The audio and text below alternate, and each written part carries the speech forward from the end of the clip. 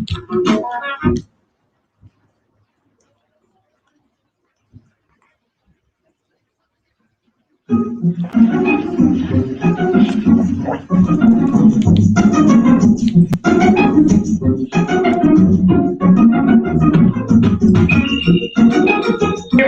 that America refused to give the Negro any land. Through an act of Congress, our government was giving away millions of acres of land in the West and the Midwest. Not that it was willing to undergird its white peasants from Europe with an economic floor. But not only did they give the land, they built land-grant colleges with government money to teach them how to farm. Not only that, they provided county agents to further their expertise in farming. Not only that, they provided low interest rates in order that they could mechanize their farm. Not only that, today, many of these people are receiving millions of dollars in federal subsidies not to farm, and they are the very people telling the black man that he ought to lift himself by his own bootstraps. And this is what we are faced with. And this is the reality. Now, when we come to Washington, in this campaign, we are coming to get our check. What is up, ADOS and our allies? You know who it is, family. Angela Nirvana, your hostess with the mostest on the Friends of ADOS TV channel, bringing you those ADOS hot topics and making the case for reparations, making the case for Democratic down ballot strategy in the general, in the midterms. Yes, family. And today, I've got none other than the incredible, the incomparable, Shawn D. Rochester's The Black Tax, The Cost of Being Black in America, family. We're going over part one today. How you doing, Debonair One? I thank you so much for rolling with a sister on the Friends of ADOS TV channel live. Thank you, Justin Mathis, ADOS New Jersey. I see you, family. And for those of you who have yet to chat, who you are and where you're heralding from, welcome one and all. Good evening on the West Coast. Good evening in the Central, and good evening on the East Coast. Mike Michelson, I see you, fam. Thank you so much for joining the live. I got my times mixed up today, family. I was supposed to have the commission for the Reparationist March on Washington as guests on my show, but they're going live at the same time I'm going live now. So I think they're on some type of radio broadcast, and I'm sure to have them on, but today won't be that day.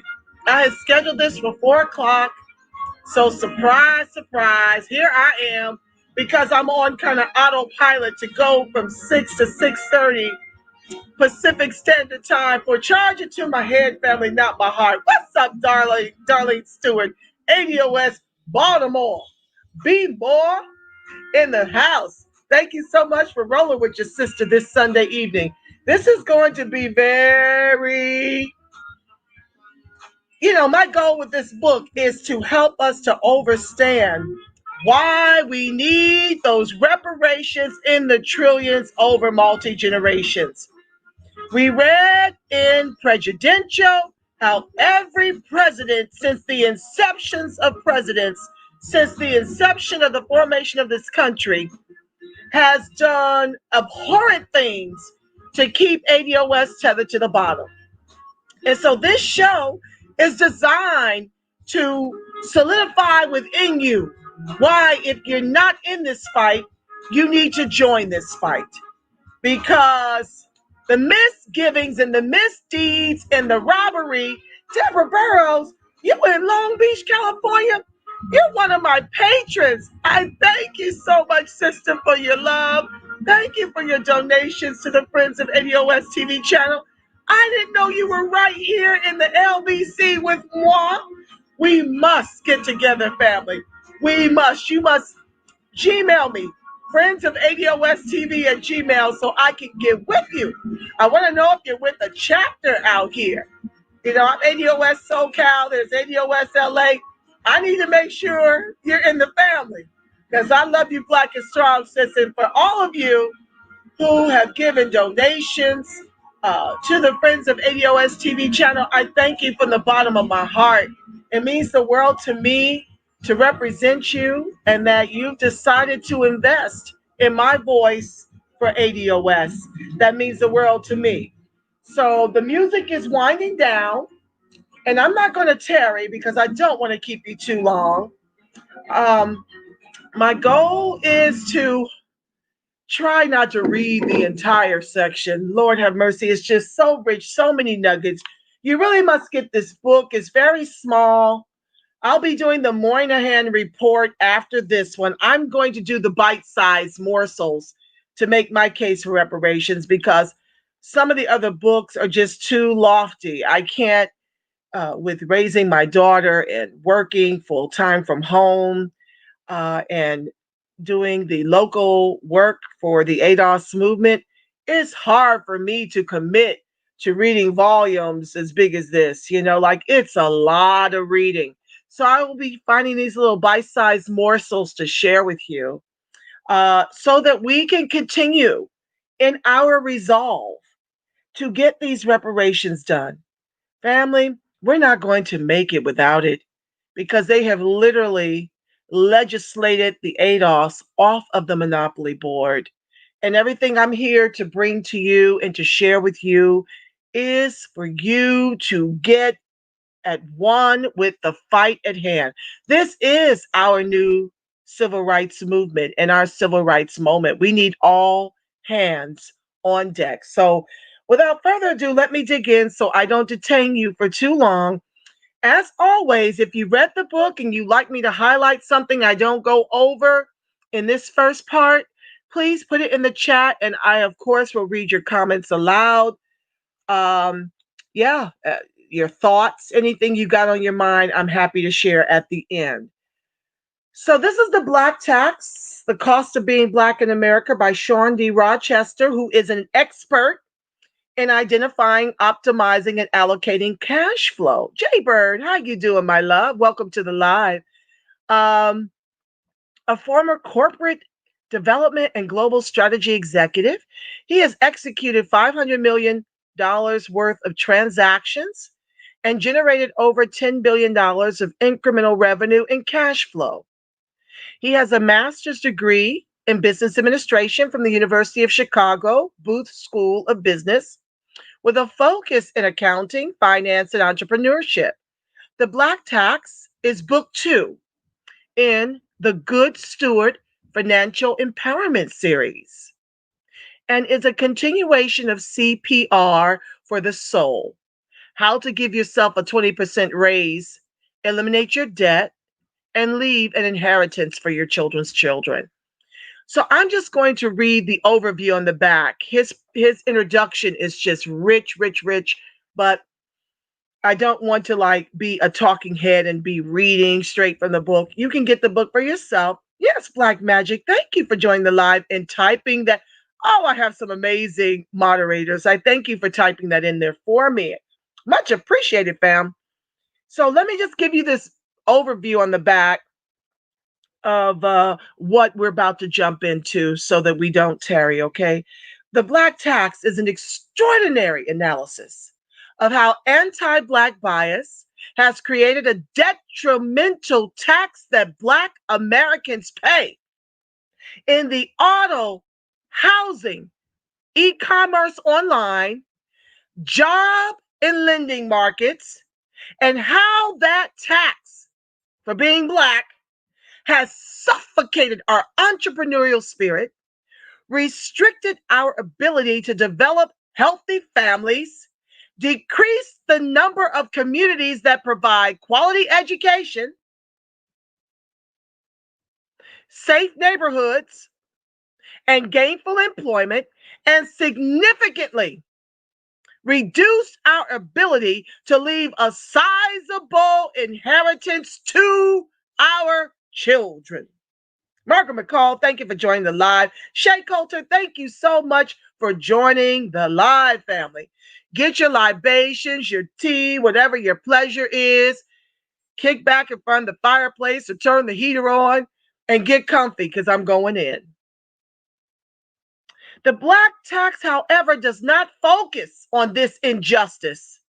Instead, it quantifies the fiscal impact of this black tax, provides the data to support it, and then offers ways the Black American can offset the effects and create 6 million jobs and 1.4 million businesses in the Black community. Yes, we need us some Shawn D. Rochester, and he's an ally. He's from the Caribbean. ADOS, Newark, New Jersey. I see you, Shay Coulter. Thank you. Yes, announce to me where you're slinging bricks from for the ADOS. The black tax examines the staggering financial cost from emancipation to the present day to answer the question of how, after 400 plus years, more than 40 million African Americans, ADOS, American descendants of chattel slavery, own only 2% of U.S. wealth. 2%, family. Yeah, wow. And we created all the wealth that all of these groups eat from. We are the legs of that table, family. Is it no wonder? Alexis Cummings, my love, thank you for joining the line. Is it no wonder we're dying disproportionately from the COVID? We have the most disproportionate number of cases. If you can believe the media hype, some folks tell me that white folks, in fact, have more COVID and more COVID deaths than we do. But I think proportionately, that would be us. I've got a show coming on Tuesday that's going to be fire. I'm just going to present to you what I've come to understand about the COVID so you can make an informed decision about whether or not to accept that vaccine, which I'm praying that the 70% of us that are refusing to increases to 100%. That's my goal for Tuesday's show. But anywho, I digress. Ice Cube said it best. Dollars bring dignity, family. And that is what our reparations in the trillions over multi-generations will afford us an opportunity to do. To become a dignified people in the way that we have been robbed of through institutional systemic racism. Dying disproportionately from COVID, dying disproportionately from the new slavery in the private prison industrial complex. The COVID cases are off the rack, off the charts in the prisons.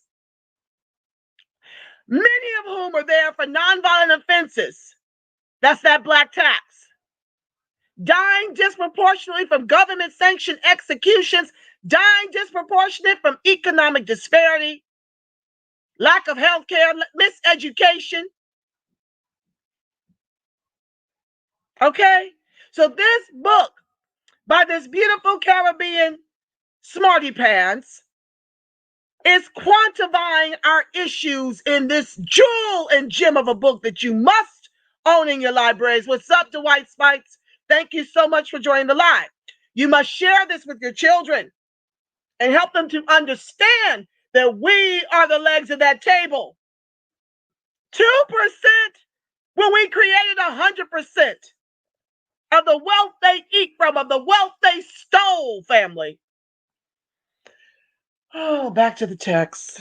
This is just the intro, and I'm already amped. You see? You know, people are saying, sis, why don't you relax? Sis, why don't you take a break? You know, even the Lord rested on the Sabbath. How in the world is everybody not hotter than fish grease like me?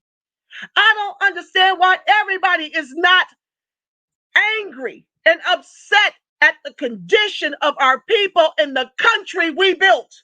Our ancestors built with their lives. They're looking at me like, calm down. Aren't you tired yet? No. Am I ready to quit? No. I can't afford to. I have a daughter to leave this to, and a bunch of children that aren't even from me to leave this to. This is my square to my last breath. And you can stand to get more hotter than fish grease. Why don't you join me? If you were as mad as me, maybe that would compel you, like it does me, to do something about it.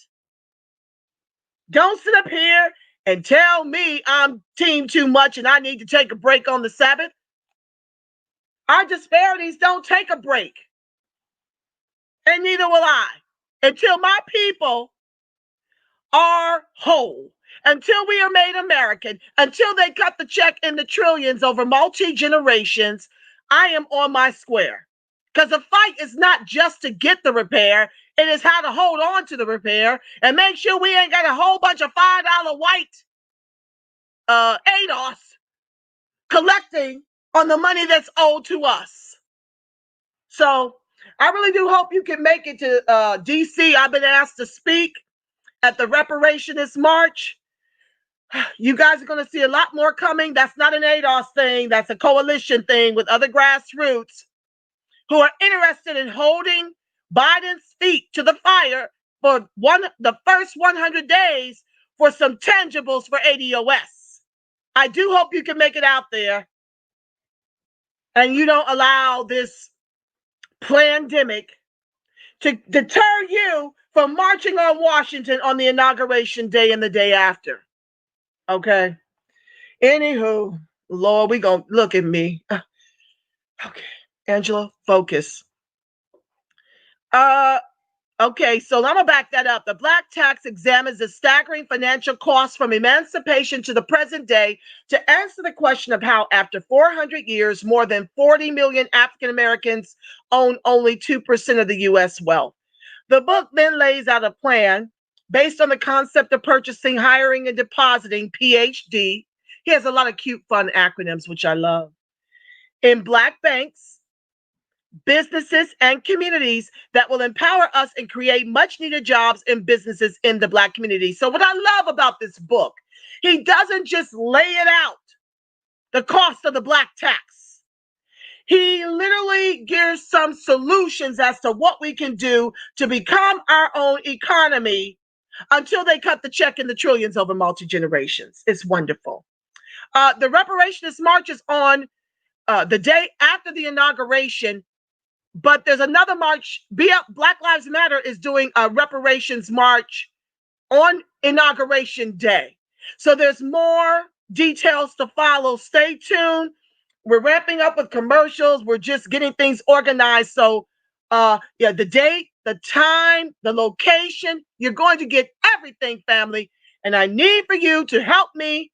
Once I get those materials in my hand, we're still in meetings.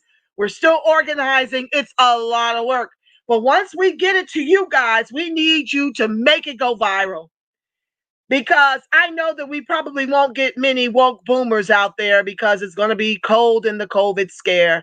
But this is the millennials that are taking this over. Tara Perry, first of all, the brainchild came out of a collective of comrades that I'm in a sisterhood with throughout the country. And that seed was sown, and I shared it with one of my comrades here, Tara Perry, who is a millennial.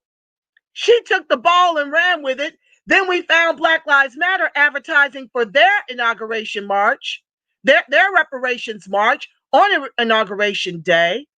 So right now we're just getting the website built, everything in place before we roll it out to you. But stay tuned, it's coming.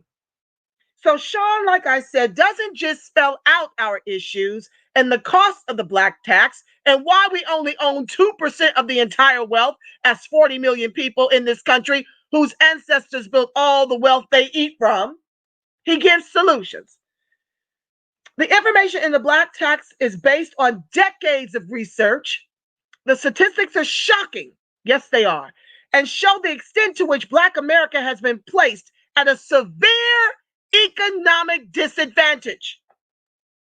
And folks got the nerve to come for me in my feed because I'm fighting all the way down to my baby toe, as are many of you who are in the movement, to get these reparations. They're acting as if it's okay that Obama said no to reparations. Regardless of our current financial situation, we can use our limited resources to empower our businesses and neighborhoods. So this is to do two things, family. I'm reading this, it's twofold, because let me help you understand something. For folks who simply say, you can't just wait for reparations.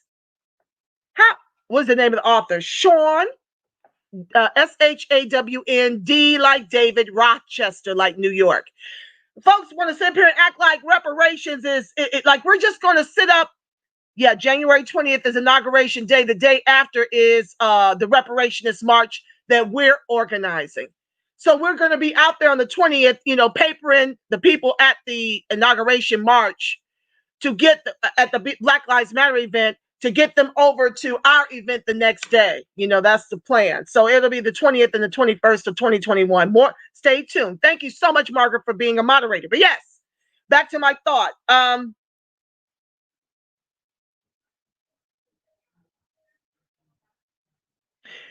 The mission is twofold. It is to make the case for reparations, right? But at the same time, it is to just, dispel this silly myth that all we're doing is waiting on reparations. We have been pulling ourselves up by our bootless straps since we were emancipated and they tried to expatriate us to Haiti. Lincoln. Okay. It was our ancestors who fled their enslavement, stormed the Union camps to put pressure on Lincoln to give us our freedom. That wasn't anything he did as an abolitionist in kindness from his heart, like the miseducation of ADOS in America with 3 Ks would have you to believe. Our people emancipated us. That pressure, because politics respond to pressure, not applause, right, family? In the same way we pressured Lyndon B. Johnson for the Civil Rights Act, the same way we're pressuring the Biden administration for our reparations. But in the meantime, what are we going to do? This is a gem of a book. You must pick it up. To do what we're going to have to do that, we're going to have to invest in our banks, our businesses, and our communities, and sacrifice short-term consumer gratification for long-term economic transformation. By the time you read the last page, you will be a different person, ready to start a new financial course based on PhD, which means purchasing, hiring, and depositing, to create businesses and jobs in our communities. Okay, family? So let's jump right in. Oh, I practically highlighted the entire book. I mean, seriously. I'm just going to try to go through here and just read my little bullets, okay, guys, so that I can get to your questions and your comments. So basically, he starts off, the black tax that African Americans face in the form of bias greatly reduces our cash flow. Okay. So I want to jump to what these biases are. Okay. Let's first of all talk about what the black tax is. Okay. Black tax is an additional financial strain or heavy burden placed on Black Americans. Hold on 1 second. Hold on. I'm sorry. Let me silence my phone, family. ADOS Central. ADOS Life. The movement takes cat naps. Okay, very good. So, black tax is an additional financial strain or heavy burden placed on Black Americans by people and institutions that have conscious and or unconscious anti-Black biases. The key words here are conscious and unconscious. This tax is placed on American descendants of chattel slavery because of who their fellow citizens think they are, which is dominated by a host of well-documented and unfounded negative stereotypes, not who we actually are. This tax greatly reduces Black America's ability to invest in new business development, education, housing, employment, and other activities that lead to wealth accumulation. Very often, the focus is placed on the moral implications of or the discomfort associated with discrimination as opposed to the financial cost associated with it. Because the financial impact of a Black tax affects the wealth of Black Americans, it must occupy a place of primary importance. This is why I, meaning the author, focus on the effect that this tax has and has had historically on wealth accumulation in the Black community.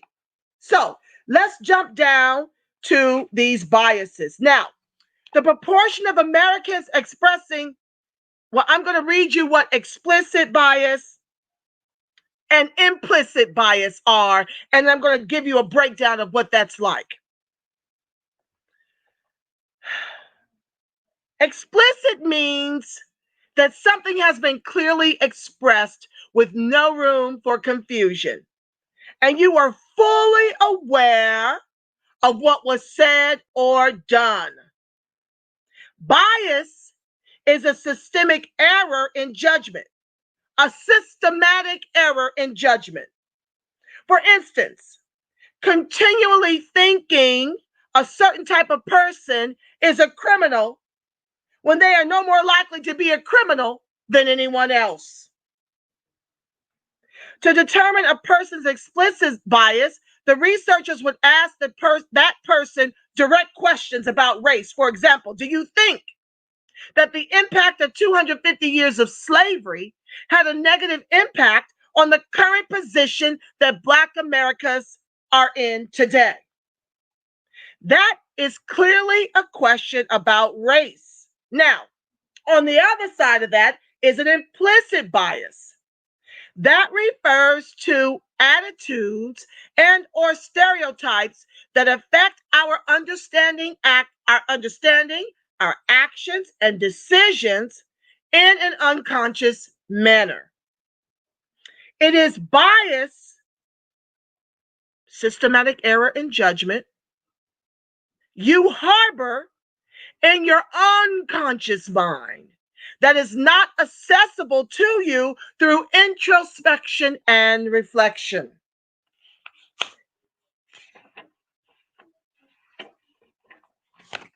Now, because people are not aware of their implicit biases, researchers have developed clever ways to get an understanding of the presence of those biases.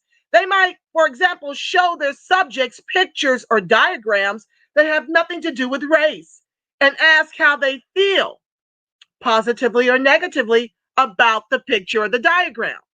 But before they show them the non-racial picture or diagram, they will randomly show the person a picture of a Black male or a white male, and then ask them how do they feel about the non-racial diagram. It often turns out that people who have an anti-Black bias feel more negatively about what? The picture after seeing a Black male, and more positively about the diagram after seeing a white male. The researcher will do this over and over with different subjects and use statistical methods to figure out the level of bias across the sample. Think about it this way. They're asking people how they feel about a picture diagram that has nothing to do with race, but their feelings about those images are affected by their feeling toward the image of a Black male or white male that precedes the image they are actually focused on. That reminds us of the baby doll test, right? That to this day, the Black children will tend to think of the white baby doll as better and more pure than the Black baby doll that they believe to be, evil and a disgrace, unworthy, ugly even. The conditioning of our minds, the post-traumatic slave syndrome continues. When the researchers in this Associated Press study completed their work, they found that almost 6 out of every 10 Americans had anti-Black attitudes. So you see, we're getting crushed from both biases. Explicit bias is crushing us, and implicit bias is crushing us. And that is what is at the core of the Black tax and the cost of being Black, or ADOS, in America. Okay, so let me just give you a couple numbers. Okay, proportion of Americans expressing explicit anti-Black attitudes was 51% in 2012. That's 48% in 2008 and 47% in 2010. So it was 48 in 08. It spiked a percentage point in 2010. And then it spiked for 4 more percentage points in 2012. The proportion of those Republicans were 79% in 2012, the Independents 48% in 2012, and the Democrats 32% in 2012, okay? But let's talk about the implicit numbers, the implicit bias numbers. Oh my God. Okay, so in 2008, it was 49% of a proportion of Americans expressing implicit anti-Black attitude was 56% of implicit bias, as compared to 51% in the same year, 2012. It was 49% in 08, increased 2 basis points in 2010, and increased 5 percentage points in 2012. Now, the proportions of implicit bias in 2012 for Republicans is 64%, as compared to 79% for explicit. As far as independents, 49% compared to 48%. So they're about even in terms of their explicit and implicit biases. With respect to the Republicans, the implicit bias went down. It went down.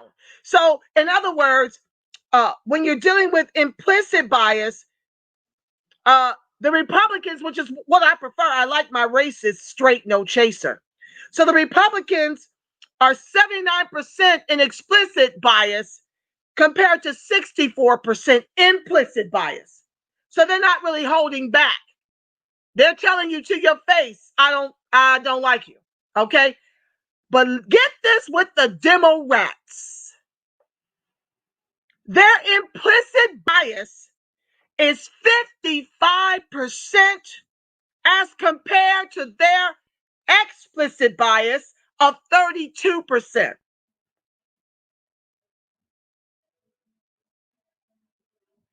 23% increase in the Democrats' implicit bias towards the ADOS than their explicit. So basically, they are covert racist to the Republicans' overt racism.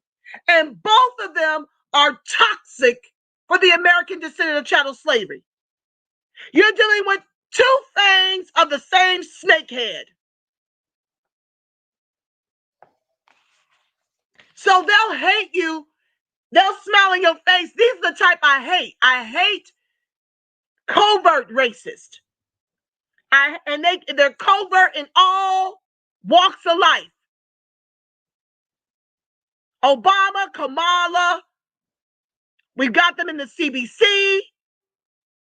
So yes, it's possible to be a Black white supremacist, because the color of white is what? Green. And you somehow think you're superior, and you don't do the bidding nor the fighting for the American descendant of chattel slavery.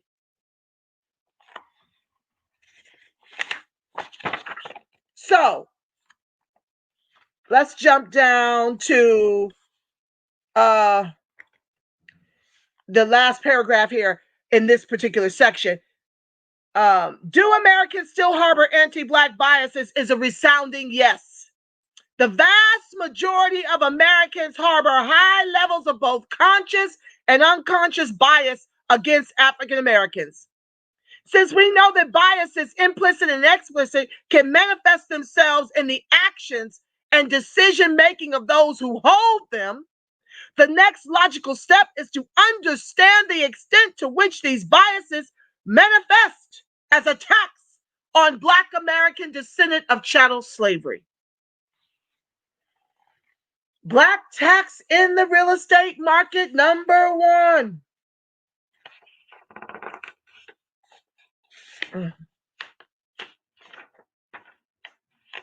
So in this particular section, he talks about during the process of looking for a home, you're more likely to be told about fewer homes and shown fewer homes, making the task of finding your dream home more of an encroachment on your time than your white counterparts. Everything being even. Because you're Black, your process is going to be more arduous, more intense, more time consuming. Everything being equal. Because you're Black. You don't have the complexion for the protection. Number two, when you inquire about getting a loan and have an African American sounding name, you're more likely to be treated as if your credit worthiness is substantially lower than it is. All things being equal, your name will get you treated as if your credit score is in the toilet.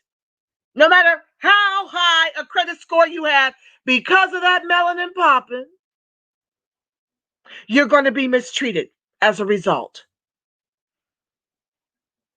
Number three, after you have submitted your application, you are 60% more likely to be turned down than whites with similar characteristics. The cost of being Black, ADOS, in America. 3 Ks. Number four, you're 3 times more likely to receive a higher price loan than your white counterpart with the same credit risk. They're going to charge you more for it because of that melanin. It seems like a pattern is emerging that shows a significant difference in treatment of and costs to African Americans descendant of chattel slave labor. If the researchers are correct, then we should be able to find evidence of this tax in the marketplace. So here are a couple of examples. Below are examples of some large American banks that were sued by the U.S. Justice Department for discriminating against minority home buyers. After being pressured by the people, of course, because I was a recipient of a permanent principal loan reduction thanks to a $25 billion settlement of these major banks I'm about to mention right now. Bank of America, a massive bank, sued by the Justice Department, ultimately paid $335 million to settle the suit. Bank of America had overcharged 200,000 minority borrowers with higher rates and fees than white customers with the same credit score. This was not an issue of a minority borrower having a lower score and subsequently receiving a higher interest rate, which is what one might expect. It was a matter of hundreds of thousands of borrowers being given interest rates that were far higher than they otherwise should have been. In fact, Bank of America's countrywide financial division steered Black and Latino borrowers into higher risk subprime loans with draconian rates and terms, even though they qualified for prime rates. These borrowers wound up paying tens of thousands of dollars more, including upfront cost, than their white counterparts with similar credit risk. And under Obama, he created 1 million white millionaires, and we, American descendants of chattel slavery, lost over 43% of our wealth, our homes, after delivering him the White House for 2 consecutive terms. And then told us no to reparations, which makes the fight of today like pushing a boulder up a straight hill. Wells Fargo, you guys know, I've gone in on Wells Fargo. Replacing American descendants of chattel slavery with mostly Hispanic and Asian immigrant workers, and how ultimately they terminated 5,500 of those immigrants because those immigrants were encouraged from the top to rob the customers, to line the pockets of the shareholders. So they terminated 5,500 and gave John Stump, the CEO at the time, the CEO at the time, a $158 million parachute. I told you also about at Wells Fargo how I lost 2 of my American descendant chattel slavery comrades and colleagues. They died from the stress at Wells Fargo. Let's see what they did. Another massive bank, Wells Fargo, was also sued by the Justice Department and paid $175 million to settle accusations that its independent brokers discriminated against Black and Hispanic borrowers. Wells Fargo charged 30,000 minority buyers higher interest rates and higher fees associated with borrowing than white borrowers with the same credit risk. They also steered 4,000 minority borrowers into costly interest rate subprime loans, while white borrowers with the same credit risk were given prime rate loans. In Chicago, Black borrowers paid almost $3,000 more in fees for a $300,000 loan than white borrowers with the same credit risk. Wells Fargo was so aggressive, according to Elizabeth Jacobson, one of the bank's top producing subprime loan officers, that Wells Fargo, number one, paid its loan officers 3 to 4 times more for subprime loans than for prime loans. While our tax dollars are being used at the time of Obama to bail out the banks, to bail out Wall Street. Wow. Not auditing the banks and not putting regulation on the banks to lend to the ADOS.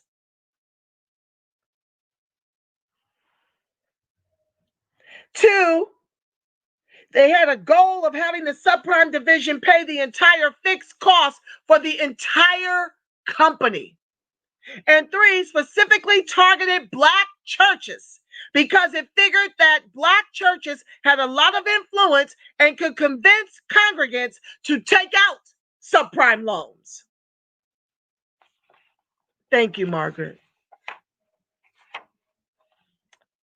Now, let's suppose that you've completed the home acquisition process and you're now a newly minted homeowner. The majority of your personal and household net worth will be the value of your home. In fact, the vast majority of the net worth American households comes from their homes. This is particularly true of Black Americans, where 64% of their net worth is from real estate holdings. 64%. Whereas only 39% of white household wealth is driven by real estate holdings. Why? Because they stole all the wealth that our ancestors built with their lives. 64% of our net worth is from our properties that we lost under Obama, who bailed out the banks and wouldn't regulate and wouldn't put audits on them to make sure they were lending to us to recoup what we had lost. To their 39%. So the value of real estate is vital for African American wealth accumulation. More specifically, the increase in value over time, which is called appreciation, is vital to African American wealth accumulation.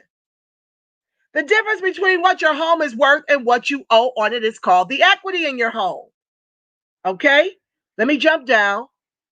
A Forbes article written by Dorothy Brown, a professor of tax law at Emory University School of Law, indicated that as the percentage of Black people in a neighborhood increases beyond 10%, a gap in appreciation begins and continues as the percentage of Black people increases.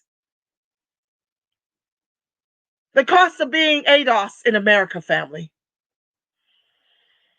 Even when researchers control for or take into account age, social class, household structure, and geography, the appreciation gap persists and continues to increase as the percentage of Black people increases.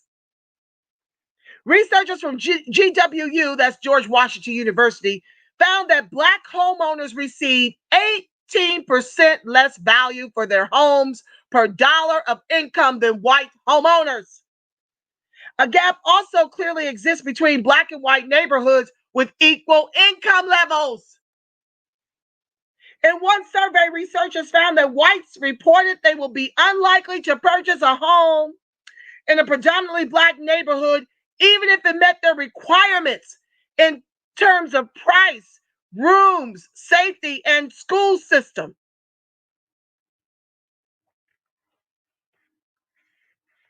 Another study found that the presence of African Americans in a neighborhood resulted in a downgrading of its desirability for whites, regardless of economic status of the neighborhood. So you can be literally sharing 2.3 trillion of the 3 trillion that Blacks share in this country. ADOS only share less than 700 billion since COVID. You can literally be in the top 10%, and white folks not want to live amongst you because of that melanin.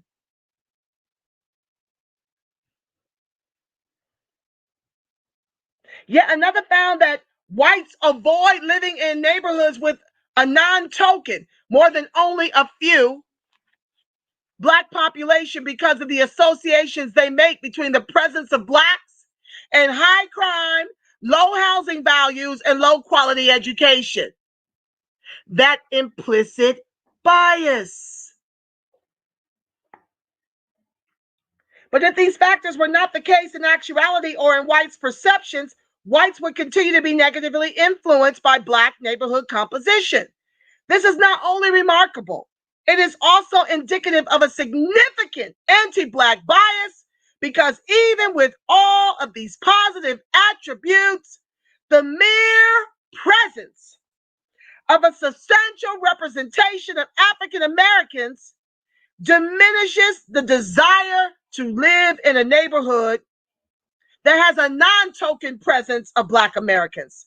Since 1970, only 2% of white Americans have moved from predominantly white neighborhoods to predominantly Black neighborhoods. The collective effect of a group that controls over 90% of all wealth in the country to not buy homes in neighborhoods where African Americans live puts a significant negative economic impact on real estate values in almost all Black neighborhoods. So what do? They gentrify us out. If you don't have an education and you aren't working as a professional, you can't afford the taxes even if your home is paid for. So when they want to take your neighborhood over, they gentrify you out of your community because they refuse to live amongst us. As you can see, the Black tax in the real estate market starts small and somewhat innocuously, then increases dramatically. If you are African American, you will likely have to spend more time looking for a home and securing financing. This portion of the tax is more difficult to quantify because it reduces the amount of time that you have for your family, church, business, and employment. You are also more likely to be denied the loan. If you do receive a loan, you are more likely to be charged higher fees and interest rates than your white peers with similar credit histories. So let's take a look at the numbers, shall we? Suppose you purchase a home for $450,000. Since you, as an American descendant of chattel slavery, are more likely to receive a loan with higher interest than is actually consistent with your credit worthiness, you can receive an interest rate that could cost you an additional $144,000 over the life of the loan. If you are also charged higher fees, $3,000 using the Wells Fargo model, that could cost you an additional $13,000 over the life of the loan. And if you purchased your home in a neighborhood with a Black population above 10%, and most Black Americans live in such neighborhoods, you could end up with your home being worth 18% less than it otherwise would be due to the appreciation gap. That could amount to $190,000 after 30 years. Cumulatively, it's possible to pay a Black tax that could cost you an additional $345,000 on the purchase of your home that costs $450,000. You're paying almost double to be in the same home as whites because you descend from chattel slavery. If you think about the impact of the appreciation gap on American descendants of chattel slavery, the tax becomes massive. African Americans own an estimated $1.4 trillion of real estate, and the vast majority of that real estate is in communities where African Americans are more than 10% of the population. This means that American descendants of chattel slavery could in total have $317 billion less real estate value than they otherwise should. This is a truly massive and crippling tax on Black people and certainly underscores the need for Black Americans to bank with Black financial institutions to avoid the discriminatory effects of institutions that have long had conscious or unconscious predatory relationships with the Black community.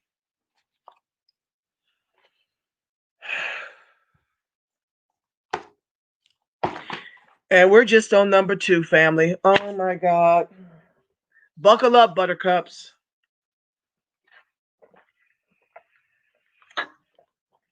I have to take a sip of my lime water. Do Jesus. Welcome to the live, Still Roots. And for those of you who chat, I cannot see all the chats right now. I will get to them though. The Black tax in the automotive market. Economists Ian Ayres and Peter Singelman conducted a study to understand if there are differences in how dealerships treat potential car buyers. Oh, Lord, let me take off my jacket, y'all. I love you, Black and Strong, Debonair One. You know I do. Oh, yeah, we're going to understand why these reparations are due. We're going to be doing this till all of us get on this reparations bandwagon and show up to a reparationist march. Okay? Okay. Economists Ian Ayres and Peter Singelman conducted a study to understand if there are differences in how dealerships treat potential car buyers of different races. The study focused on the negotiation process associated with 300 potential car purchases in the Chicago area. What they found was that dealers offered Black male testers significantly higher prices than white male testers, even when the testers used identical bargaining strategies. As a matter of fact, the salesman gave white buyers an initial price that was 43% lower than the initial price they gave Black male buyers before any negotiations took place. To be clear, The final price that was negotiated by black buyers was higher than the initial price given to white buyers before the white buyers even began negotiating. By 43%. At the end of the negotiations, black male buyers wound up paying an average of $1,100 more than white male buyers wound up paying. Potential black buyers also paid higher prices in white suburbs than in the inner city. Potential black buyers paid higher prices in white suburbs.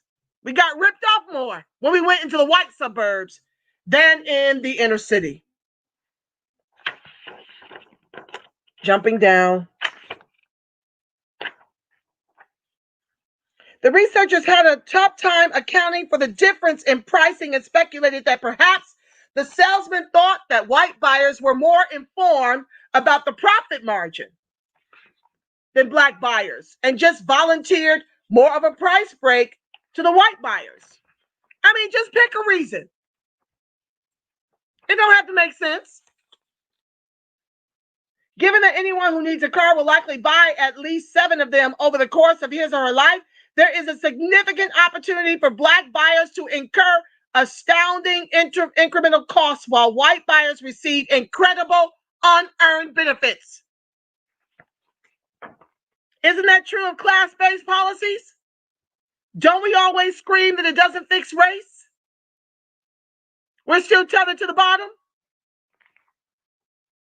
by white folks' unearned benefits. They got the majority of the student loan debt, so when you bail them out, it's another white wealth transfer. Only about 20% of American descendants of chattel slavery can even afford to be educated. Since cars like homes are big ticket items that few people can afford to buy outright, most people will need financing. The National Consumer Law Center looked at millions of auto loans nationwide from the 1990s and 2000s to investigate the existence of race-based discrepancies within the auto financing market. Their study found widespread racial disparities unrelated to credit risk. In the markups added by auto dealers to a borrower's auto loan rate, not based on credit, based on your ADOS-ness.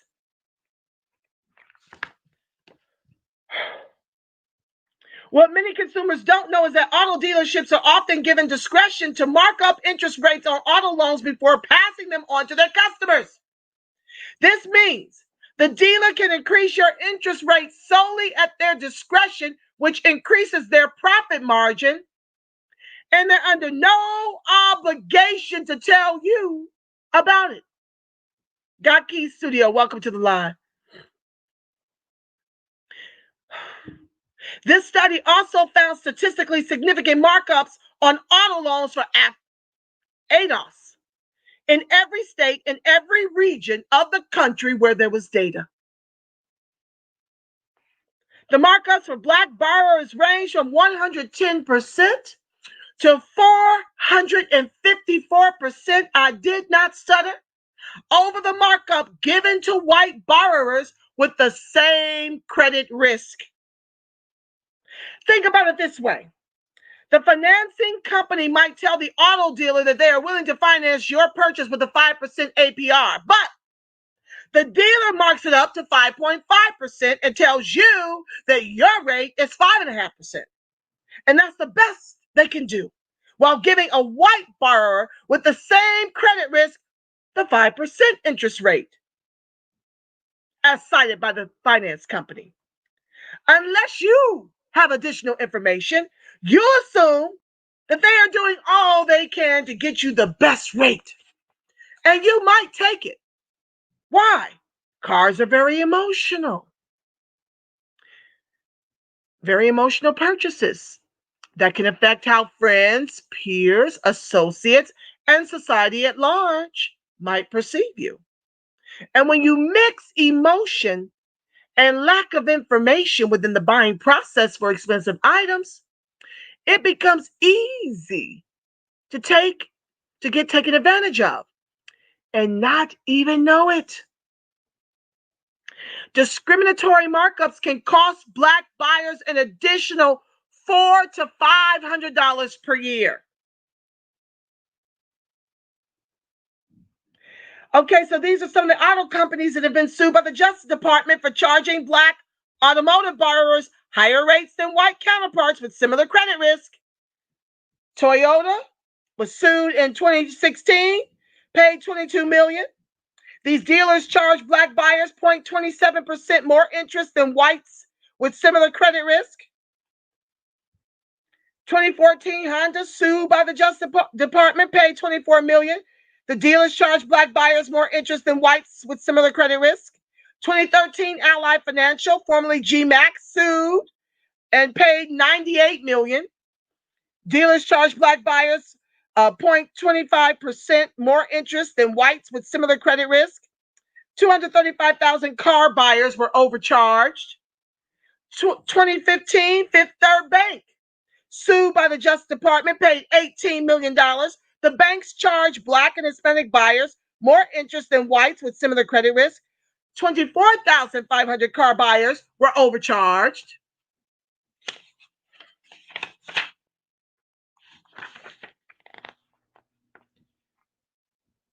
In the list above, GMAC's, currently Ally Financial, transgressions were particularly egregious. A study by Vanderbilt business professor Mark Cohen found that Black borrowers from GMAC paid an average of $1,229 in extra interest over the life of the loan, compared with the average of $867 paid by whites, 42% more.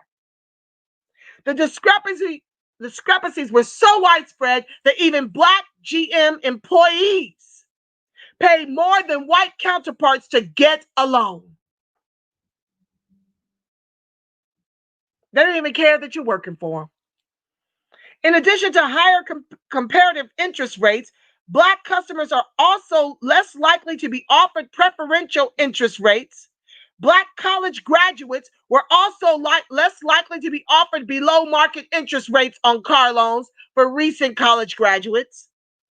Cohen's report claims that GMAC borrowers were charged a total of, drumroll please, $421.6 million in subjective markups, and nearly 20% was paid by Blacks, even though they were only 8.5% of GMAC borrowers.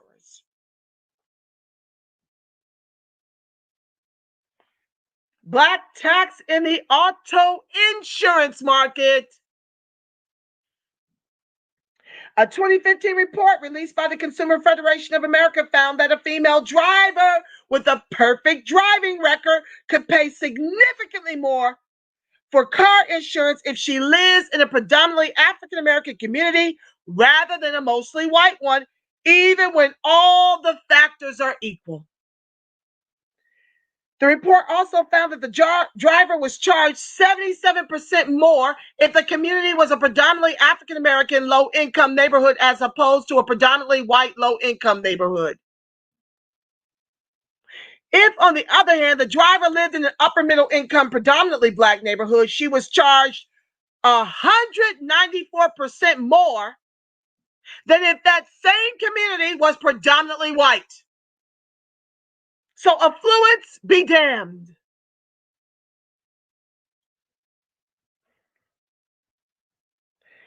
The findings from this study indicate that even though the driver has a perfect driving record, her costs will increase dramatically depending on the amount of Black people that live around her, regardless of the economic status of the community.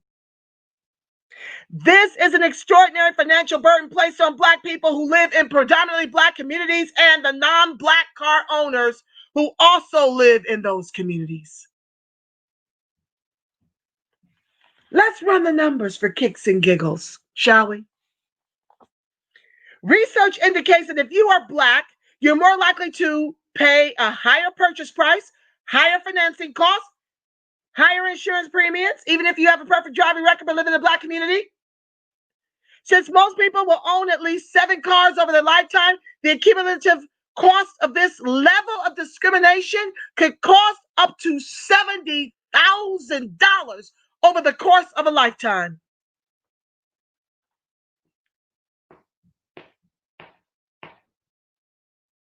But we don't have everybody on board for reparations. I got to fight American descendants of chattel slavery to make a resounding cry for reparations. Given that Black Americans purchase or lease about 5 million cars per year, the aggregate cost could be substantial. $1,100 average increase in purchase price could cost Black Americans up to $5.5 billion per year.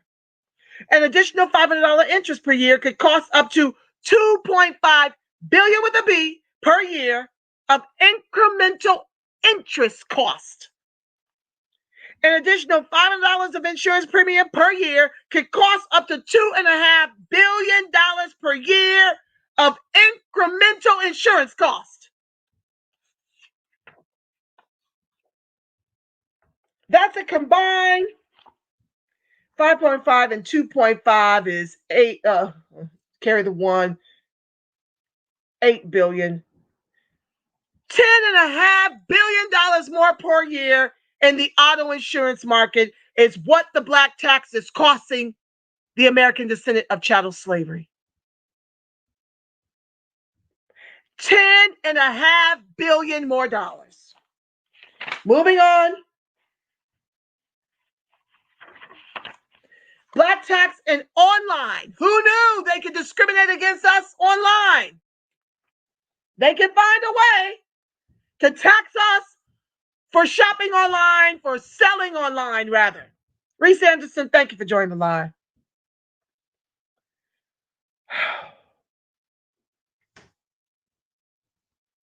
The researchers found that Black hosts on Airbnb.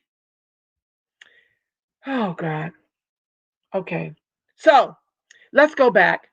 There is clearly a Black tax within the pillars of the American dream, which are the housing and automotive markets. But what about the new frontier of online commerce? Well, researchers from Harvard's Business School had the same question, so they conducted a study in 2014 to get a sense of the extent to which discrimination is present in online commerce. They looked at Airbnb, which is an online company that allows people to rent out their homes or rooms within their homes to various travelers.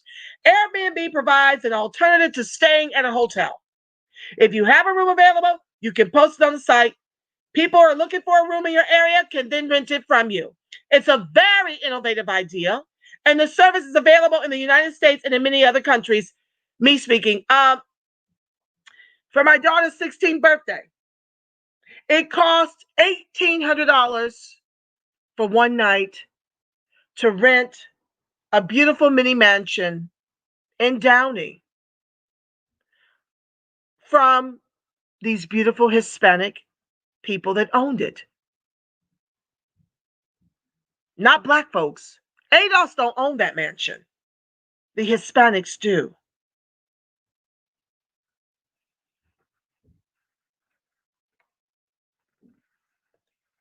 Because what people fail to tell you is that we're not just in competition as ADOS with the orange pickers. Many of the Latinx community come to this country with money and education. And that is who we're competing against. So when you come here with money and education and you get hiring consideration over the American descendant of chattel slavery, you then have the resources, because what color is white in this country? The color of white in this country is green. So you can literally pay for your whiteness and be sold a beautiful mini mansion that you can now rent out on Airbnb to the tune of $1,800 a night. They don't have that same cost as we do as American descendants of chattel slavery. That tax is exclusive to us. ADOS.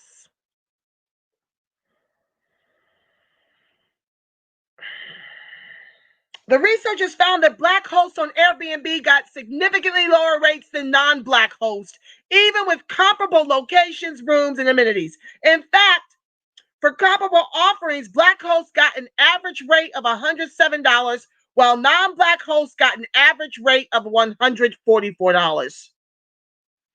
This amounts to a 35% differential in price, which is huge. But why would there be such a difference in price? Even if renters do have a bias, what would cause it to emerge? Things that make me go, Well, it turns out that Airbnb requires people who are renting rooms or homes to create a profile with their what? Picture.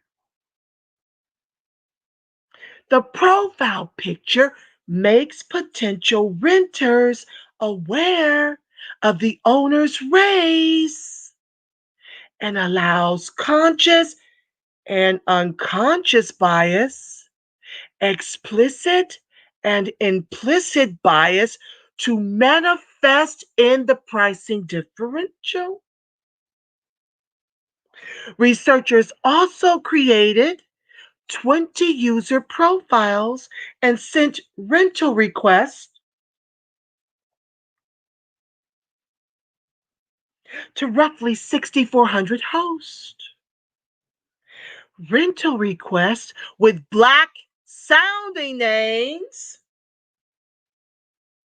were 16% less likely to be accepted than those with white sounding names. The discrimination was pervasive and occurred with cheap listings and expensive ones, in diverse neighborhoods and homogeneous ones, in rooms in the host-owned dwelling and in separate units rented out by landlords with multiple listings. This tax appears to exist whenever people with anti-Black bias become aware that the person they are dealing with is ADOS, an American descendant of chattel slavery.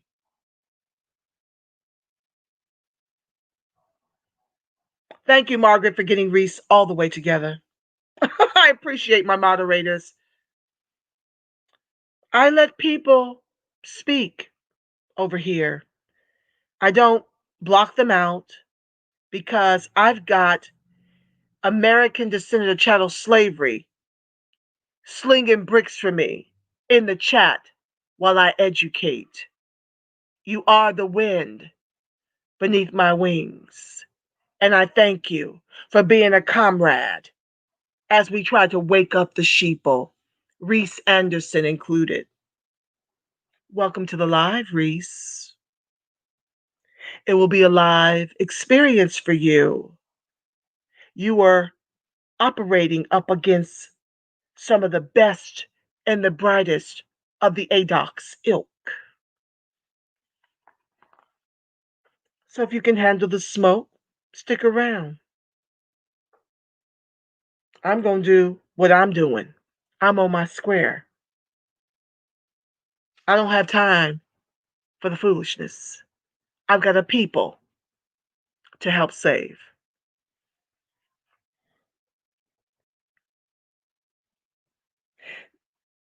Okay. Researchers from Harvard and Yale School also conducted a study to better understand the extent to which discrimination plays a role in certain aspects of online commerce. The researchers were quite clever and looked at the value that buyers placed on baseball cards in an eBay online auction.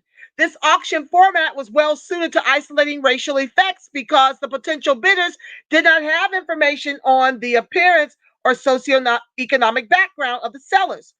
The researchers found that baseball cards from African American sellers were offered a price that was 20% lower than the same cards that were being sold by white sellers. How? How'd that happen? How do we get offered 20% less than our white counterparts? Well, in some of the instances, buyers saw the same baseball card being held by black fingers. And in other instances, the same card was being held by white fingers. The skin color of the fingers allowed anti-black bias to be triggered, and it was expressed in the form of lower prices for black sellers. Black tax in the job search. Reese, you should know all about this. You immigrants love to weaponize your Africanness and your Caribbeanness when you go for jobs that should go to the American descendant of chattel slavery. You love to flaunt your names that aren't the names of our slave masters. You love to flaunt your accents, and you love to make the distinction when you go to corporate with 3 Ks to interview for the jobs that should be ours.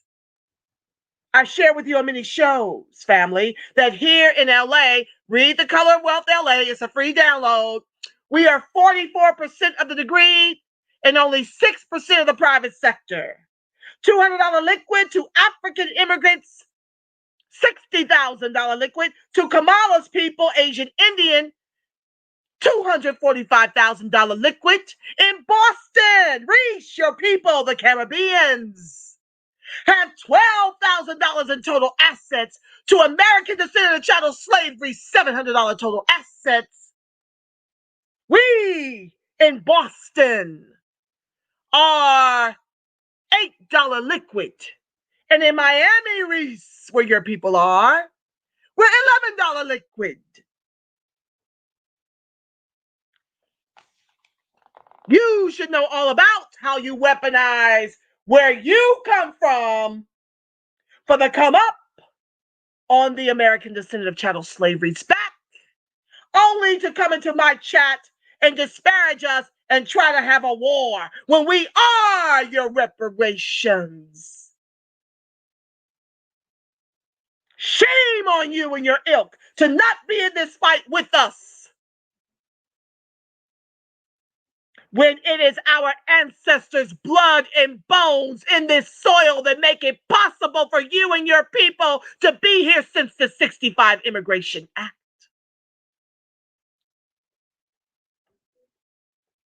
You'd rather see us tethered to the bottom because you don't want to be the bottom caste.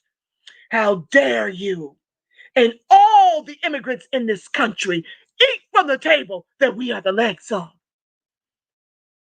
And then got the unmitigated gall to sing the notes of the white oppressor that we're lazy and no good and no count, when it's all by design of institutional systemic racism. How dare you?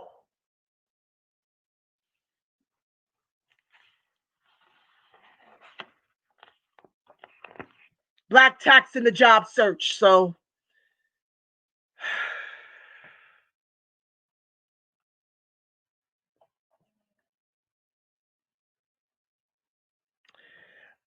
while you may not spend much time renting rooms or offering rooms for rent on Airbnb or even selling merchandise on eBay, you will probably have to look for a job at some point in your career. In 2002, 2 researchers from the University of Chicago published a groundbreaking study that examined discrimination in the labor market. White high school dropouts in this country get jobs over the American descendant of chattel slavery that has a college degree. Me speaking.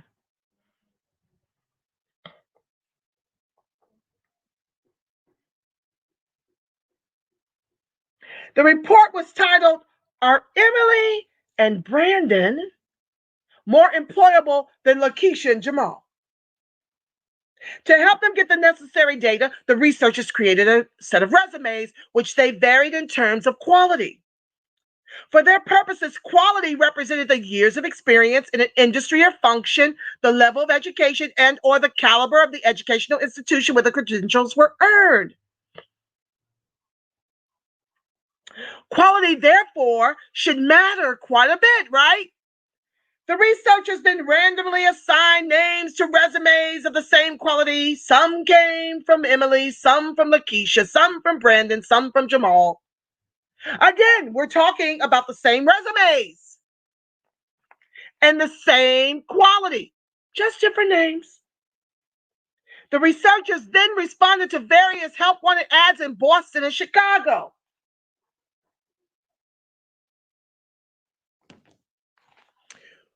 What the researchers found was that resumes with the white sounding names, Emily and Brandon, received 50% more callbacks. Now think about it. If you don't get a callback, you can't have a conversation about your qualifications to convince the potential employer that you would be right for the job. They also found that resumes with black sounding names would need 8 more years of additional work experience to have the same likelihood of getting a callback as a resume with a white sounding name. Imagine, to counter the bias triggered by having a black sounding name, you need 8 more years of experience, ADOS.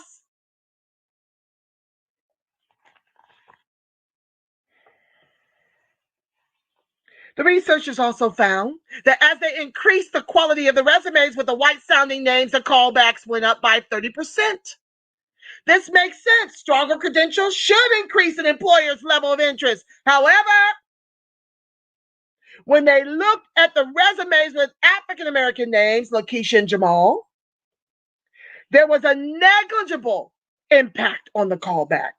While this is truly remarkable and to some extent completely nonsensical, it is consistent with the study conducted by Public-Private Ventures, a nonprofit research organization. Public-Private Ventures conducted a study on a year-long training program, which helped participants develop skills valued by employers in specific industries. After the year-long program, women, Hispanic, and foreign-born participants all experienced higher employment rates. However, while the skills of the African-American participant increased after the year-long training, their employment rates did not.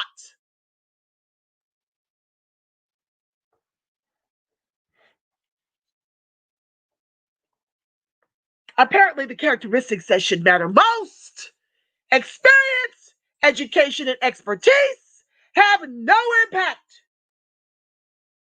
But your name, which should not matter at all, had a high impact.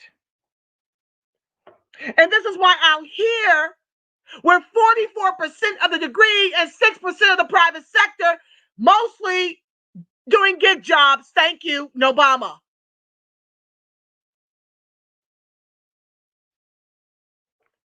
Apparently, the characteristics that should matter most. Okay, let me jump. The University of Chicago researchers also found that the level of discrimination was significant and uniform across industries and occupation size, or whether or not the employer claims to be an equal opportunity employer.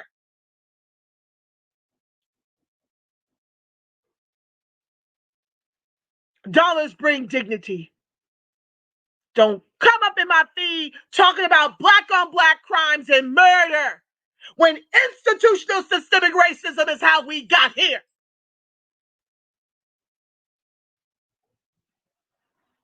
We don't just like killing each other for sport. It's the Hunger Games for ADOS.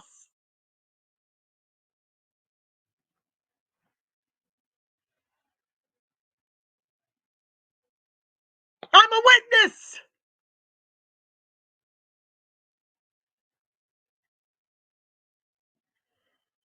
What adds to the level of absurdity is that Jamal is of Arabic origin and means beautiful.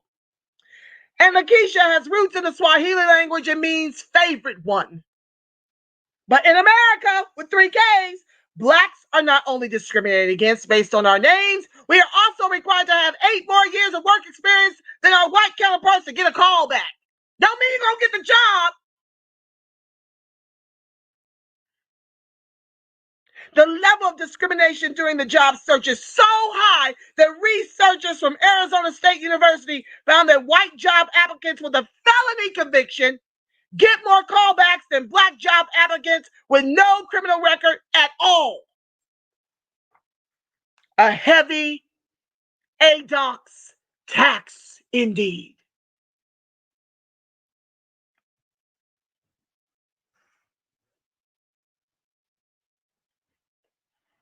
Black tax in the legal profession.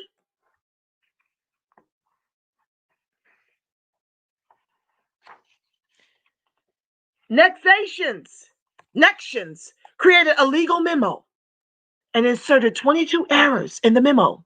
7 errors were from minor spelling or grammar mistakes. 6 errors were substantive technical writing mistakes. 5 errors were errors in fact, and 4 of the errors were from the analysis of the facts. Nextions then sent the memo to 60 partners at 22 large law firms. Half of the partners were told that the memo they received was written by an associate named Thomas Meyer, an African American, ADOS, and the remaining partners were told that the memo was written by an associate named Thomas Meyer, who was Caucasian. The memos that each partner received were exactly the same.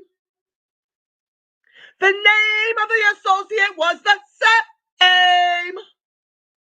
And the name was also a Caucasian sounding name. The only difference was that one group of partners thought that Thomas Meyer was black, and the other group thought that Thomas Meyer was white. Nextions examined the results and found that the average grade for the Caucasian lawyer was a 4.1 out of 5. However, the average grade for the African American ADOS lawyer was 3.2 out of 5. Same exact errors, which is essentially a failing grade for any high-achieving lawyer. The partners who thought that Thomas Meyer was black not only gave him a dramatically lower score, but also had lower predictions for his success as a lawyer.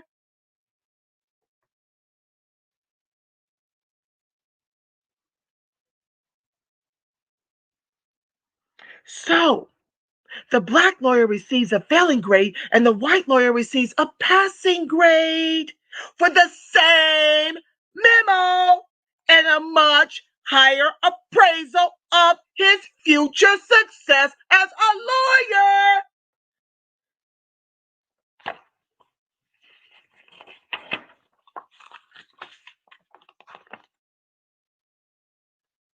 Nextions also reported that the partners found an average of 2.9 out of 7 spelling and grammar errors in the memo written by the white Thomas Meyer and 5.8 out of 7 errors in the memo by the African American Thomas Meyer. Let's think about this carefully, family. When the memo appeared to be from a black lawyer, the partners found almost 100% more errors than they found for the white lawyer. How unfortunate for the black lawyer and very fortunate for the white lawyer. Fewer technical writing and factual errors were also found in the memo by the supposedly white author. Can you imagine being a black lawyer at a top law firm where everyone is sharp and hardworking, but your work, even though it's the same as your white counterpart, gets 100% more scrutiny? The fundamental problem is much more than the injustice. It's the massive tax on being an American descendant of chattel slave lawyer. If the ADOC's lawyer is unable to get on a track to become partner because of this kind of bias, even though the quality of his work is the same as his white peers, this could cost the black lawyer $11 million in earnings over the course of his career.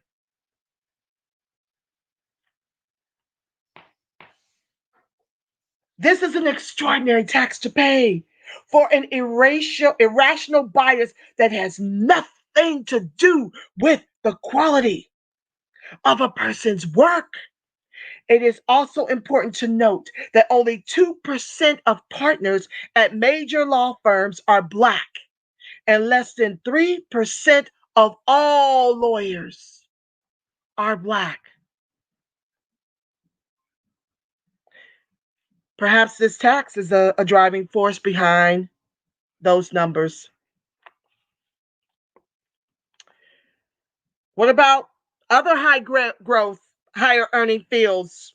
A 2016 report by the British Medical Journal found that white male physicians earn 35% more than Black male physicians in the US, even after accounting for the total hours worked, experience, and specialty. A 35% earnings gap means that Black physicians are earning $65,000 less per year than their white peers. $253,042 for white male physicians versus $188,230 for Black male physicians. Assuming a 35% tax rate and a 5% internal rate of return (IRR), this Black-white earnings gap could cost a Black male doctor $2.9 million over a 30-year period. A 2008 report from the American College of Healthcare Executives, ACHE, found that taking into account the educational level attained and years of healthcare management experience, white men earned a median of $168,200 in 2007, while Black men earned $142,400 or 15% less than the white man. That's a $26,000 per year difference in income, which could amount to $1.2 million of after-tax income over 30 years, assuming a 35% tax rate and a 5% internal rate of return (IRR). Hire.com also found that Black software engineers are the least well paid, with the average salary being up to 8.6% less than their white colleagues, $115,000 compared to $125,000. That amounts to a $10,000 per year difference, or $450,000 over 30 years, assuming a 35% tax rate and 5% IRR. That's a high tax for Black doctors, executives, and engineers to pay. Black tax and business financing. Let's talk about why we don't have more Black-owned businesses in our communities, which would set us up to hire more ADOS, give them employment. We are not in a position to even make our own children American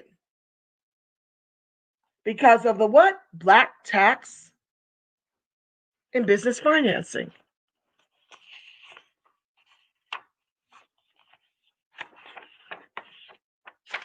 I'm almost done, family.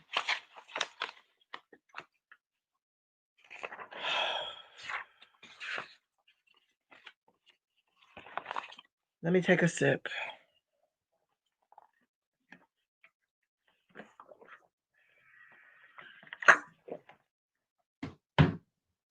It's exhausting.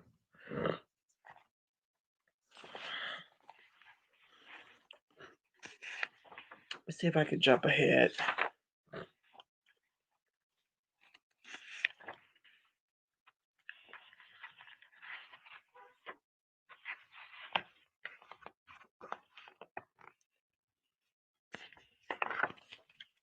A 1998 study conducted by professors at Dartmouth College, Wesley College, and Williams College looked at discrimination in the small business credit market and found that Black-owned firms are twice as likely to be denied credit despite creditworthiness as white-owned firms. All things being equal, this means that Black-owned firms receive less credit than their creditworthiness would dictate. Black entrepreneurs are also have far less capital and access to capital than white entrepreneurs when starting and growing a business. The amount of capital available to a business owner is a primary factor in determining whether a business will fail or succeed. Despite the obvious capital handicap that Black businesses have relative to white business owners, they are denied access to capital at higher rates than their white counterparts who have similar creditworthiness and far more access to capital. Researchers also found that the interest rates charged to Black-owned businesses were close to 1% higher than the rates charged to white-owned businesses, despite creditworthiness. Therefore, not only are Black-owned businesses being denied credit more frequently, when they are extended credit, the interest is higher than white-owned businesses with the same credit. Research also found that Black businesses paid higher rates across credit levels. For example, Black businesses with poor credit were charged higher rates than white businesses with the same or similar credit profile. Black businesses with fair, good credit were charged higher rates than white businesses with the same credit profile. Black businesses with excellent credit were charged higher rates than white businesses with the same credit profile. This follows the same trend in the residential mortgage market. 15 years later, in 2013, the Small Business Administration, SBA, conducted another study which found that minority business owners of young firms were significantly less likely to have their loan applications approved than were similar white business owners, even after taking into account factors such as industry, credit score, legal form, and human capital. The results also suggest that Blacks and Hispanics relied less than whites on formal financing channels such as bank financing, even after considering creditworthiness and wealth levels. This, of course, makes sense since they are being denied more often than they should be and are being charged higher rates than their credit requires. This tax on Black-owned businesses is particularly significant because Black-owned businesses employ about 6 million fewer people than they otherwise should based on the population of Black Americans as a percentage of the total U.S. population. Clearly, the negative impact reverberates throughout the community. The funding challenge associated with Black businesses is so stark that in 2007, Black-owned small businesses received less than 2% of all loan money distributed through the SBA. And who was your president in 2007? Bush. Did Obama come through? Wait, no, 2004. I'm trying to figure out. 2007. When did we elect Obama? Was it 2004? No, it was 2008.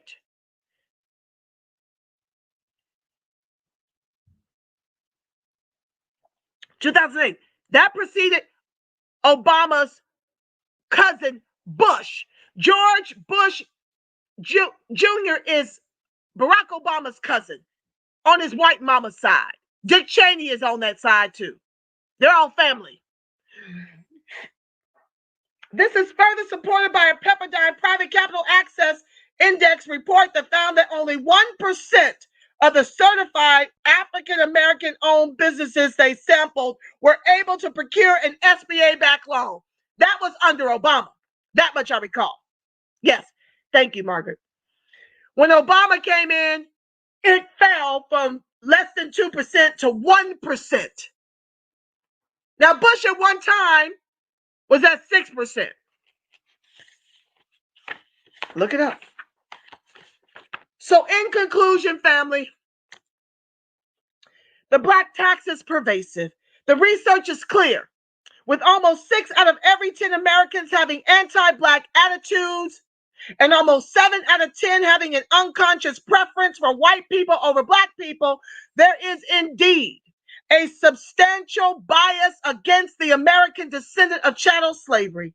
That bias manifests itself as a tax that extracts billions of dollars worth of financial resources from African American households and dramatically reduces those households' ability to leave a significant legacy. In the housing market, we've seen that if you're Black, you're more likely to be told about fewer homes, shown fewer homes when you're looking.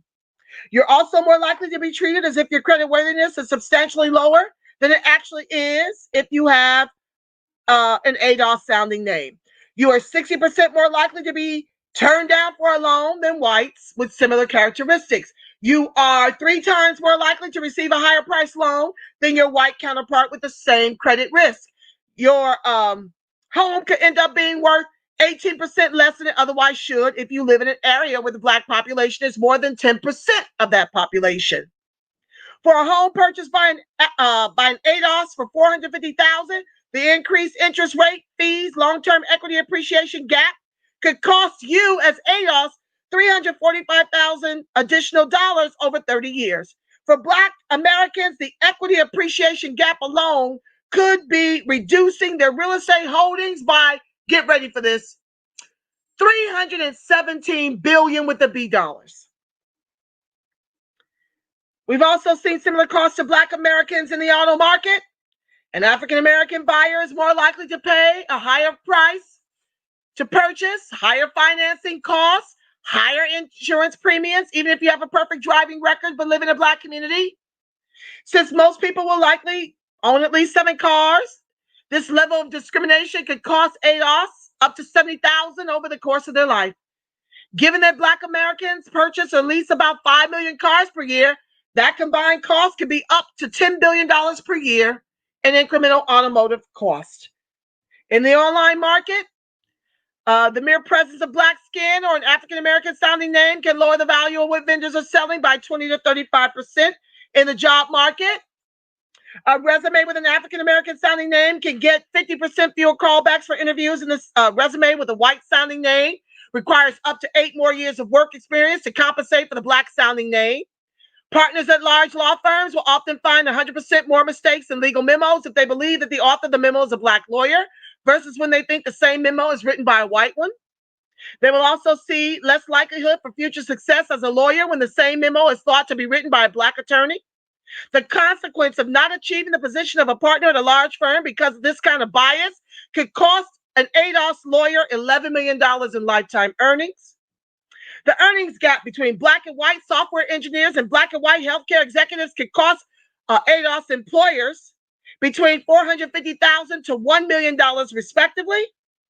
And despite having less capital to start a business than their white counterparts, Black business owners are denied credit more frequently and charge higher interest rates than white-owned businesses with the same credit.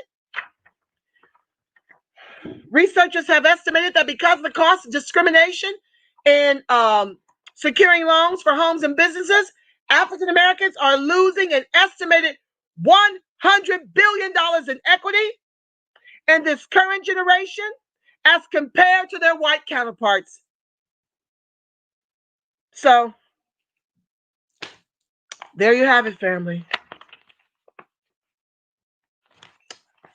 Next Sunday, I want you to read Part 2, Historical Black Tax, How Did We Get Here? Pages 43 through, this is a big section. So it's a little bit more reading, family, but you must read. You must understand what's going on with your people. Or we can't fix what we refuse to face. That's going to take you from 43 to 84. So split the pages up, short pages. Get it read by next Sunday, 6 o'clock, unless I share otherwise. Yeah. This is why we fight for reparations and the trillions over multi-generations to close the over 100 trillion egregious racial wealth gap. Let me go to the top, see what my family, my co-hosts have to say about it. I'm only going to read and highlight the significant comments and welcome those I have yet to welcome to the live. Alexis says the Black tax is a type of de facto quantification of the accrued disadvantage that Yvette Carnell speaks of regularly. You're absolutely right. Shawn Rochester does an amazing job quantifying that information in this amazing, little but powerfully impactful book.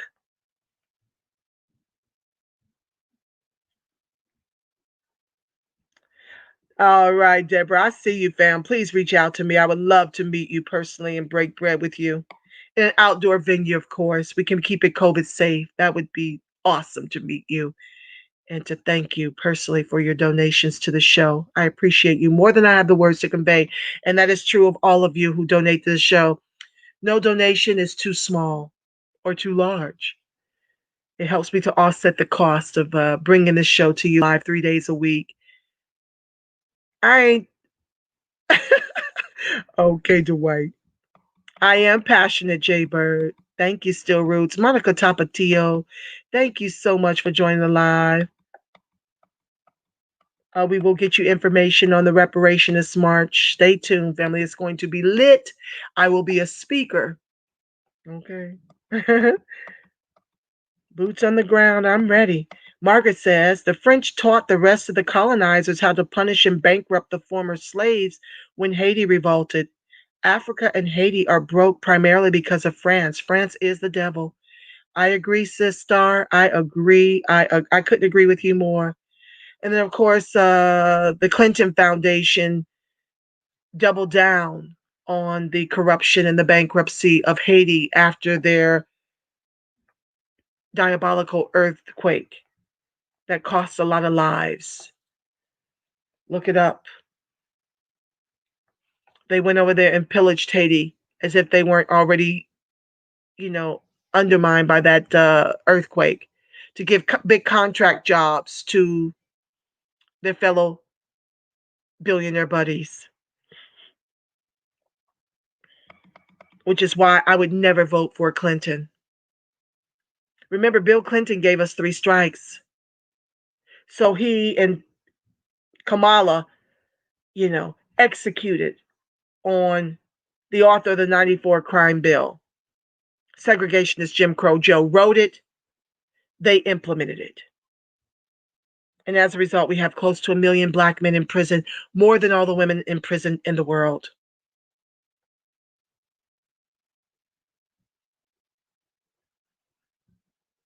The definition, Dwight says, the definition of white and black out of the dictionary set the stage a long time ago. The subconscious is something, I'm telling you. Oh, yes. And they continue to manipulate our minds. This is why I don't even tune into corporate news media with 3Ks. I get most of my news and information from YouTube, the new Black media. Shout out to all of you putting in this work. Because they're not going to bring you this. You will never see them do this and educate the ADOS about who we are in relation to the politics of this country with 3Ks. And let me tell you something, family. Everything is political. You cannot escape it, especially as an American descendant of chattel slavery. Thank you, Margaret. Sorry for my loss. She's speaking of my colleagues that lost their lives to the stress at Wells Fargo Bank. I got out of there before it took my life. Praise God. No, Obama didn't care at all. He sold us out. Well, he was paid to do so. You see, when you become more politically educated, you can understand that the corporatists are running the country. We didn't know that. We just saw someone that looked like us and got excited. But we have got to learn how to weaponize our vote and socialize our suffering. I'm encouraging each of us to always, henceforth, to vote red at the top of the ticket and a Democratic Congress to protect the over 42% of ADOS who rely on government assistance by design of institutional systemic racism. Yeah, and so had we been following the money, we would have known, our eyes would have been open to who Obama really was. Had we done the research on Biden and saw he authored the 94 crime bill, that would have been another thing. But they know that we don't really read and we're not very political. We are an emotional people, and they played off of that emotion. And this is why they're doing everything in their power to COINTELPRO the movement, by calling us Russian bots, Trump supporters, and the like. They want to turn people off from the work that we're doing because we're waking the people up. And now we've got social media. So we can reach the masses. We can like, share, subscribe, make the videos go viral. They are mad with us. They put us in jail often on the Facebook space. I get put in jail often. That's why I'm encouraging you to please sign up if you haven't already at my YouTube channel. Because they put me in jail for the things I say. Because I am unapologetically fighting for ADOS. They don't want that distinction. They like when blackness is flattened. Why? Because it masks our failure as the people who descend from the ancestors who built all the wealth in this country that they eat from. But we are here to decimate identity and respectability politics. They don't like that. So had we followed the money this time, we would have saw that $48 million of the corporatists with 3Ks went to Biden's campaign. Only 18 million went to Trump's campaign. Because Biden talked enough white supremacist talking points from the campaign trail to assure the Republicans that he's still going to be true to the white supremacist he's always been. Okay? But sadly, 85% of our electorate voted to unseat Trump, a racist in office for 4 years, to replace the racist plural in office for a combined 65 years. That is what being politically ignorant does for our electorate.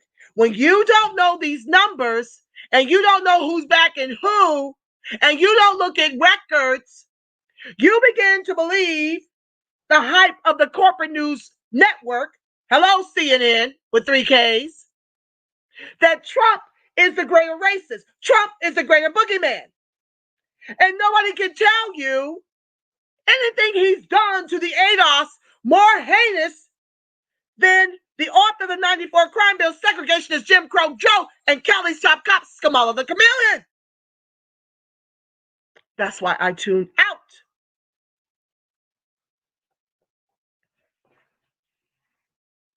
Dwight says, wasn't it the liberals that came up with that gentrification BS back in the day?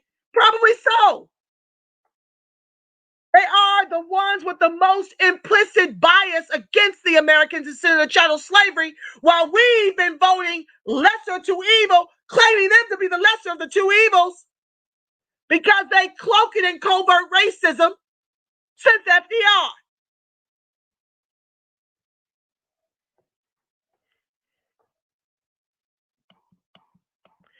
BX checking in. I have to rewatch later on in the week. I've got final exams for college. Go on out there, God Keys Studio, and shine like the diamond you are.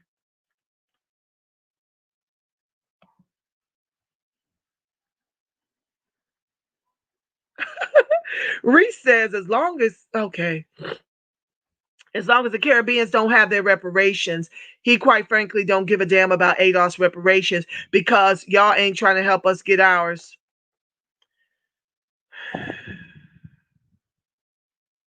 We are your reparations, Reese.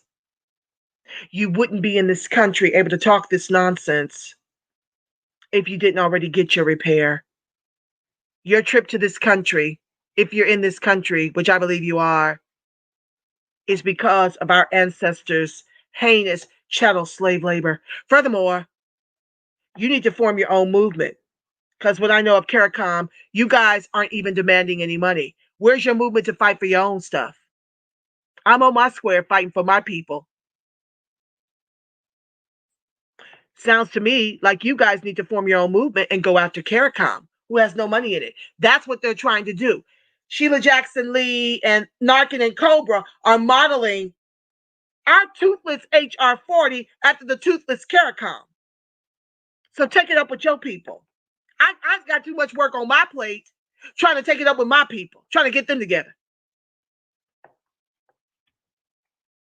Antoine Foster, that happened to me many years ago when I moved from Bloomington, Minnesota to South Minneapolis. They doubled the price of my car insurance. Also being ADOS, brother. Welcome to the live. Lafayette Ward, thank you for joining the live. QC ADOS in the building. Fears. Stuck on stupid. The movement has to move. The lineage in formation. Amen to that. Margaret says at Reese, the Caribbean fight for reparations is being done through CARICOM. He says back, it's always a Jamaican or Caribbean trying to help ADOS get reparations. I ain't never seen no ADOS trying to help Caribbean people get our reparations. Y'all just spoiled. Reese, what? Please put it in the chat. What Caribbean or Jamaican is trying to help us to get our reparations. I see you guys clamoring for seats in government. I see Sheila Jackson Lee, who is Jamaican, pushing for HR 40 that has no money in it. Knocking at Cobra, got some immigrants over there, black, that are getting in the way of what ADOS is feeling. So please share with me who from your people, from your group, from the black immigrants is actually helping us to get the trillions we are owed over multi-generations. I'd love to see that in chat. Entitled for no damn reason that's what I get from a lot of ADOS people. You see the disrespect? You see why we have to unflatten back blackness? That right there. Reese Anderson, knock off the BS. CARICOM is where you need to go to get your reparations. You chose to come here. ADOS was brought here. Come on now, Margaret. Get them together, love.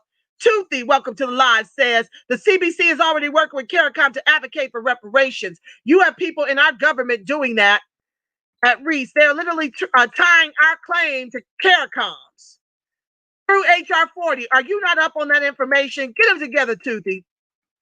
That Key says, I gave my kids white-sounding names. I had to do what I had to do, fam. They'll understand when they get older. Hopefully, they won't have to utilize it. Well, you know what, fam? The black immigrants weaponize their immigrancy and their names and their accents to get ADOS jobs. You must do what you must do. My daughter's name, I'm not even going to say it because it's about a biblically based name. I don't need to go there. I don't want to expose my daughter, but I gave her that name for her to have a covering over her life so that the force of God can be, that animates her body, that is operating within her, will be with her mind so that she can go out here and be great, because that's what she's going to need above everything, is that relationship of her inner Christ.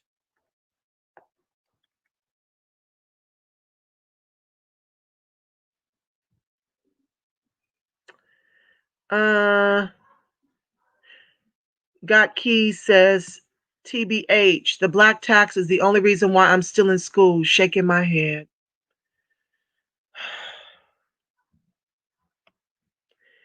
An invisible caste system, and not even in India as the Dalits. Lafayette Ward, Martin Luther King, Dr. Martin Luther King Jr. went to India. His discovery was that we are the Dalits. We are the untouchables in the country our ancestors built with their lives. Let that sink in. You're welcome, Toothy. Got to get that book. All of y'all need this book. Mike Michelson, where are you from? He's asking Reese. What did you leave behind? Why did you fix that? And why are you here breaking this? Come on now. I told you I got soldiers all up and down the chat. CNN with 3 Ks. You know it, fam.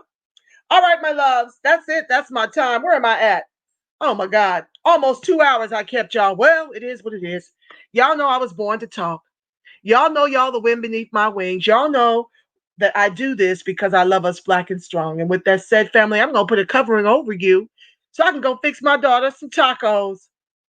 I want to tell you and remind you that the light of God surrounds us, the love of God enfolds us, the power of God protects us, and the presence of God watches over us. Wherever ADOS and its allies are, God truly is, because what, family? You are the face of God. You are the voice of God. You are the body temple of the Spirit of the living God. Until Tuesday, family, when we will be unpacking COVID and how it's being weaponized against the ADOS to vac us, when China is on the mend, Africa hasn't seen as many cases as we have in this country. For the money grab and population control, my girl Jamie Burton Orr will be with me live, and we are going in. It's going to be a rich, rich show. We got the data, family. All right. So I look forward to seeing you then. And until then, you go out in these streets and act like you know who you are, and you make it a beautiful, God-inspired rest of your evening and next couple of days until we meet again. Ciao for now, family. Peace.